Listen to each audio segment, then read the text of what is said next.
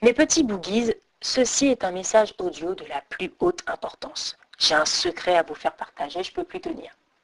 Pendant plusieurs années, je pensais que le noir affinait et que le blanc nous épaississait. Et bien vous savez quoi? Je me suis complètement trompée, mais alors sur toute la ligne. C'est une idée reçue qu'il faut lever tout de suite. C'est officiel. Porter du noir n'amincit pas toujours.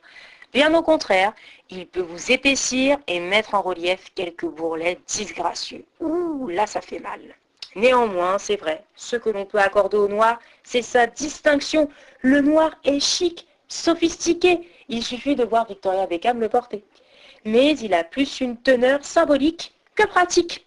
Le blanc, que l'on laisse à tort dans notre placard parfois moisir, galbe les formes féminines. Prenons la robe. Une robe noire mettra plus en avant une éventuelle prise de poids, alors qu'une robe blanche, elle, va plutôt camoufler. Je vais vous donner un exemple, celui de Kim Kardashian. Bon, c'est vrai, elle est enceinte, vous allez me dire, elle a des circonstances atténuantes. Mais la robe noire qu'elle a portée dernièrement, c'était une faute de goût. Ça l'épaississait encore plus.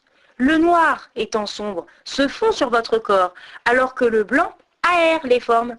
De plus, le blanc a un effet trompe-l'œil. Si on met un pantalon blanc, ce que l'on voit en premier, c'est le côté vif, très lumineux de la couleur, et non la vergeture. Alors à mon avis, je pense que je vous ai convaincu de ce côté-là.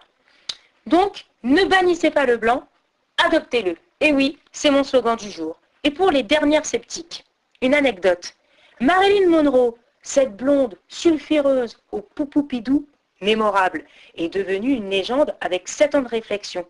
La scène mythique du film, c'est sans nul doute celle où la robe blanche de Marilyn Monroe se soulève. Alors si vous ne connaissez pas cette scène, je vous conseille de la regarder sur Internet.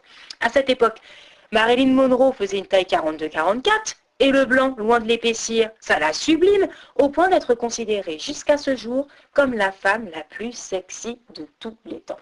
Ça fait rêver. Hein.